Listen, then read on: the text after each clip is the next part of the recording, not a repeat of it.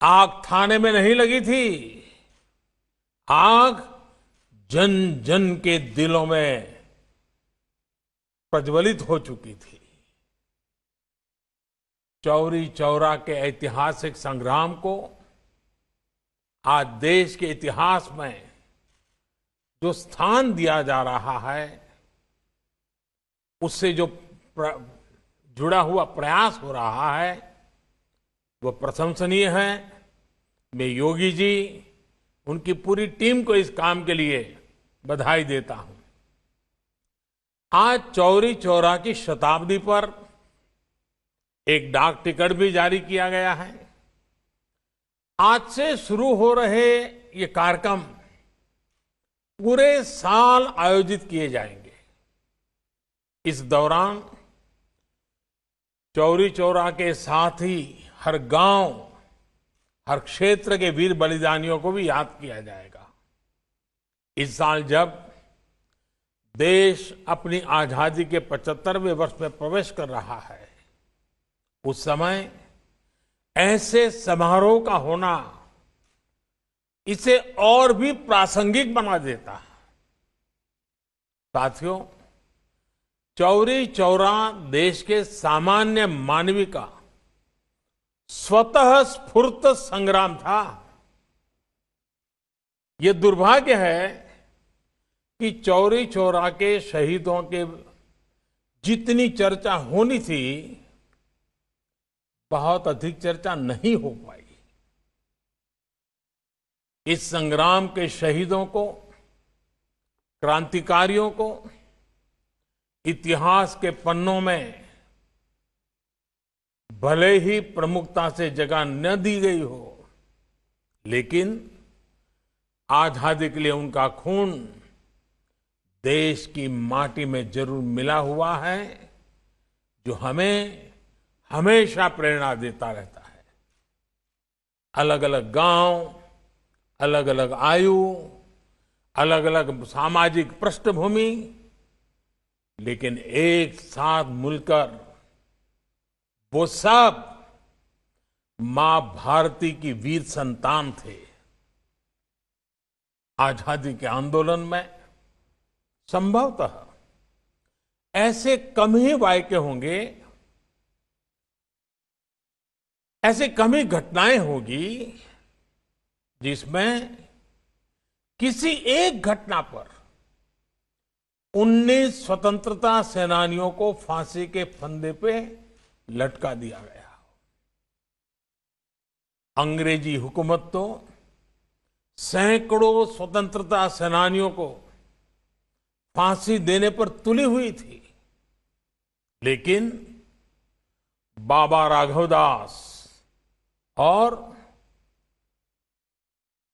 महामना मालवीय जी के प्रयासों की वजह से करीब करीब 150 लोगों को फांसी से बचा लिया गया था। इसलिए आज का दिन विशेष रूप से बाबा राघवदास और महामना मदन मोहन मालवीय जी को भी प्रणाम करने का है, उनका स्मरण करने का है। साथियों, मुझे खुशी है कि इस पूरे अभियान से हमारे छात्र छात्राओं, युवाओं को प्रतियोगिता के माध्यम से भी जोड़ा जा रहा है। हमारे युवा जो अध्ययन करेंगे, उससे उन्हें इतिहास के कई अनकहे पहलू पता चलेंगे। भारत सरकार के शिक्षा मंत्रालय ने भी आजादी के 75 साल पूरे होने पर युवा लेखकों को स्वतंत्रता सेनानियों पर किताब लिखने के लिए, घटनाओं पर किताब लिखने के लिए, शोध पत्र लिखने के लिए आमंत्रित किया है।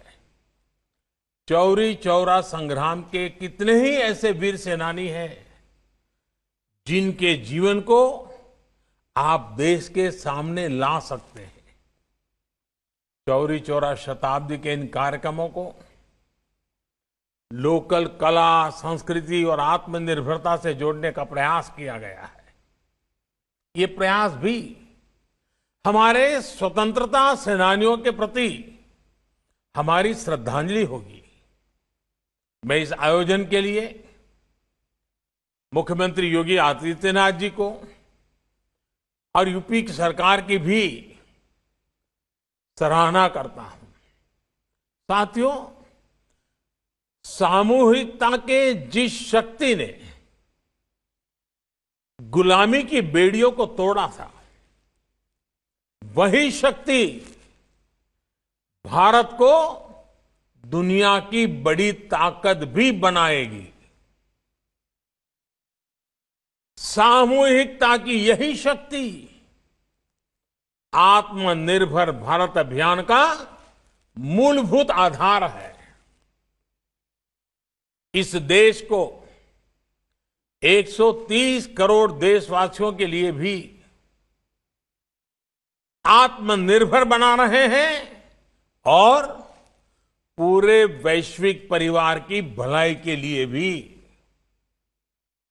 आप कल्पना करिए, इस कोरोना काल में जब भारत ने 150 से ज्यादा देशों के नागरिकों की मदद के लिए जरूरी दवाइयां भेजी, आज भारत ने दुनिया के अलग अलग देशों से अपने 50 लाख से अधिक नागरिकों को स्वदेश लाने का काम किया। जब भारत ने अनेकों देशों के हजारों नागरिकों को सुरक्षित उनके देश भेजा, जब आज भारत खुद कोरोना की वैक्सीन बना रहा है, दुनिया के बड़े बड़े देशों से भी तेज गति से टीकाकरण कर रहा है, जब भारत मानव जीवन की रक्षा को ध्यान में रखते हुए दुनिया भर को वैक्सीन पहुंचा रहा है, दे रहा है, तो हमारे स्वतंत्रता सेनानियों को जहां भी उनकी आत्मा होगी जरूर गर्व महसूस होता होगा। साथियों, इस अभियान को सफल बनाने के लिए अभूतपूर्व प्रयासों की भी जरूरत है। इन भगीरथ प्रयासों की एक झलक हमें इस बार के बजट में भी दिखाई देती है। कोरोना काल में देश के सामने जो चुनौतियां आई, उनके समाधान को ये बजट नई तेजी देने वाला है। साथियों, बजट के पहले कई दिग्गज ये कह रहे थे कि देश ने इतने बड़े संकट का सामना किया है, इसलिए सरकार को टैक्स बढ़ाना ही पड़ेगा, देश के आम नागरिक पर बोझ डालना ही होगा, नए नए कर लगाने ही पड़ेंगे। लेकिन इस बजट में देशवासियों पर कोई बोझ नहीं बढ़ाया गया, बल्कि देश को तेजी से आगे बढ़ाने के लिए सरकार ने ज्यादा से ज्यादा खर्च करने का फैसला लिया है। ये खर्च देश में चौड़ी सड़कें बनाने के लिए होगा, ये खर्च आपके गांव को शहरों से, बाजार से, मंडियों से जोड़ने के लिए होगा।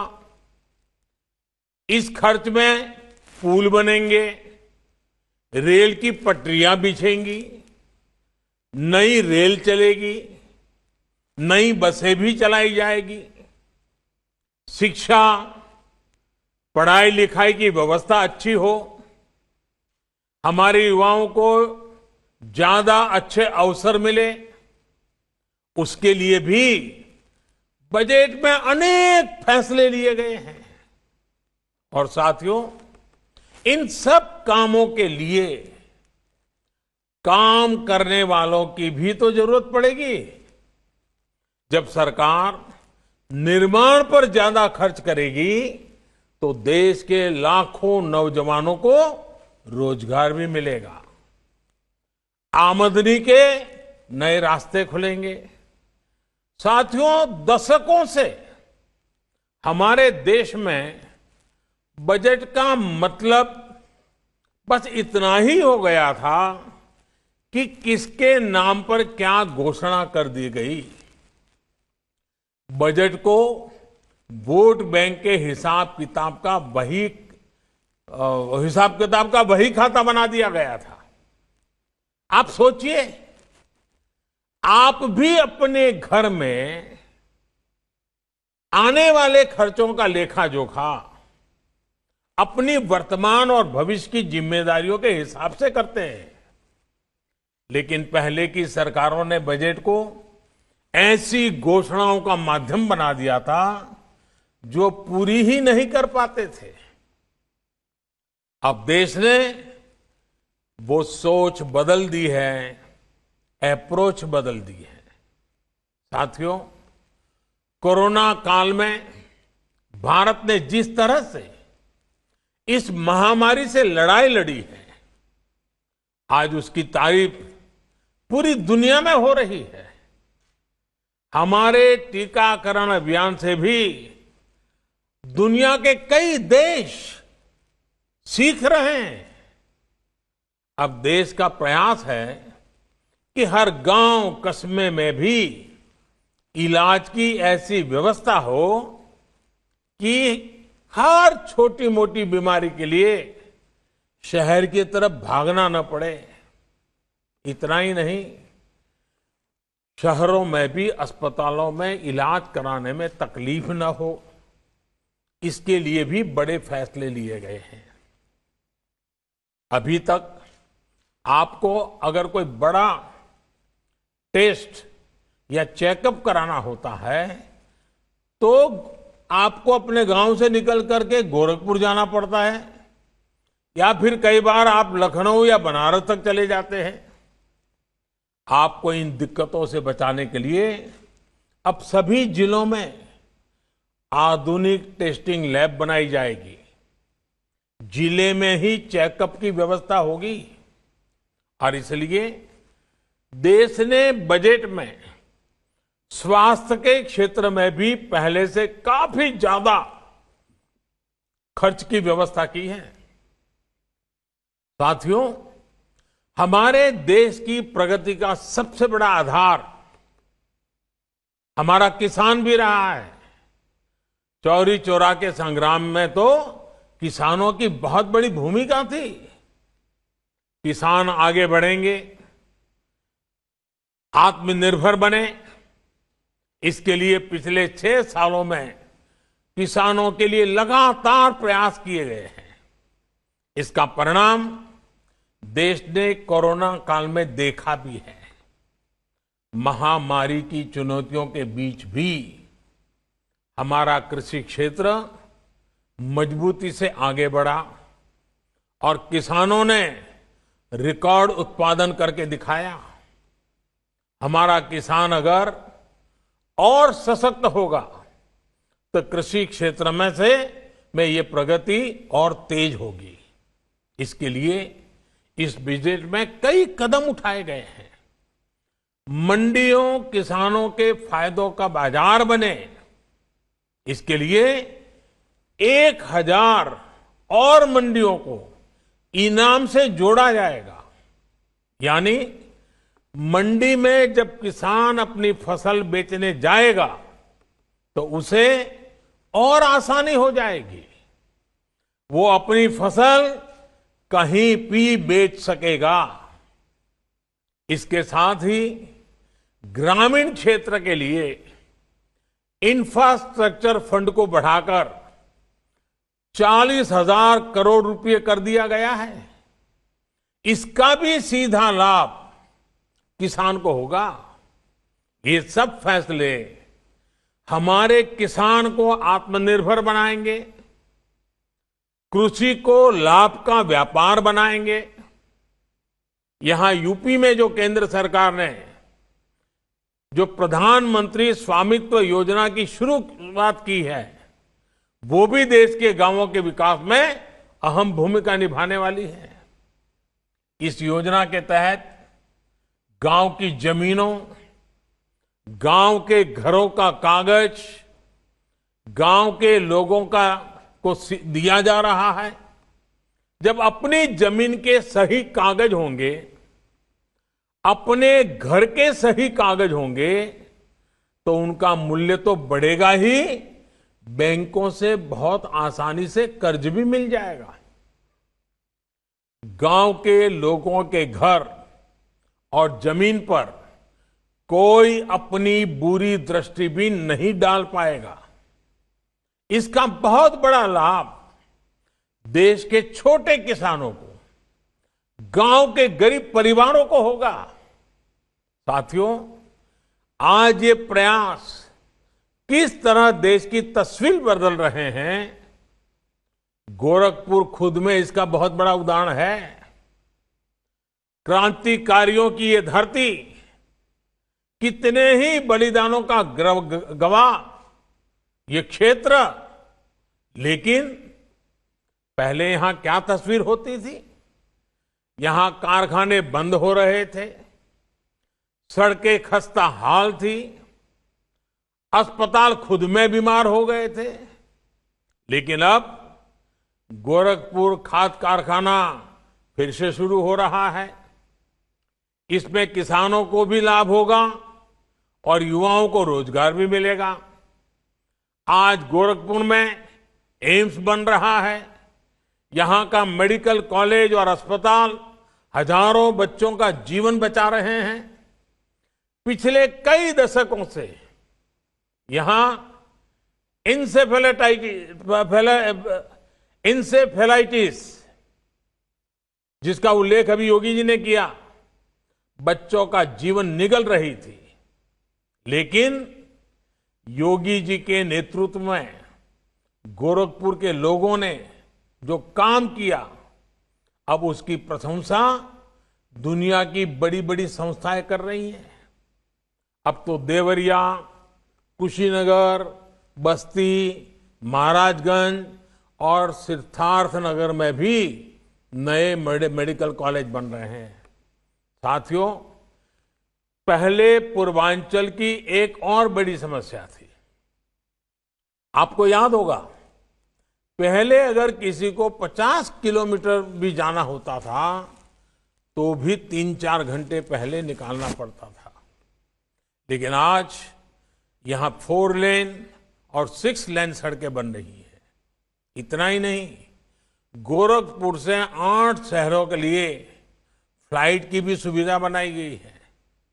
कुशीनगर में बन रहा इंटरनेशनल एयरपोर्ट यहां टूरिज्म सेक्टर को भी आगे बढ़ाएगा। साथियों, ये विकास, आत्मनिर्भरता के लिए ये बदलाव आज हर स्वतंत्रता सेनानी को देश की श्रद्धांजलि है। आज जब हम चौरी चौरा शताब्दी वर्ष मना रहे हैं, तो हमें इस बदलाव को सामूहिक भागीदारी से आगे बढ़ाने का संकल्प लेना है। हमें यह भी संकल्प लेना है कि देश की एकता हमारे लिए सबसे पहले है, देश का सम्मान हमारे लिए सबसे बड़ा है। इसी भावना के साथ हमें हर एक देशवासी को साथ लेकर आगे बढ़ना है। मुझे विश्वास है, जो यात्रा हमने शुरू की है उसे हम एक नए भारत के निर्माण के साथ पूरा करेंगे। मैं फिर एक बार शहीदों की इस शताब्दी के बेला पर पूरे साल भर एक बात न भूलें कि वे देश के लिए शहीद हुए थे। वे शहीद हुए, उसके कारण आज हम स्वतंत्र हुए। वे देश के लिए मर सके, अपने आप को मार सके, अपने सपनों को आहूत कर सके। कम से कम हम, मरने की नौबत तो नहीं है, लेकिन देश के लिए जीने का संकल्प जरूर लें। उन्हें सौभाग्य मिला देश के लिए मरने का, हमें सौभाग्य मिला देश के लिए जीने का। ये पूरा शताब्दी वर्ष चौरी चौरा के शहीदों का स्मरण करते हुए ये हमारे लिए संकल्प का वर्ष बनना चाहिए, हमारे लिए सपनों को साकार करने का वर्ष बनना चाहिए, हमारे लिए जी जान से लिए जन जन की भलाई के लिए जुट जाने का बनना चाहिए। तभी ये शहादत का 100 साल हमें नई ऊंचाइयों पर ले जाने का एक अपने आप में अवसर बन जाएगा और उनकी शहादत हमारी प्रेरणा का कारण बनेगी।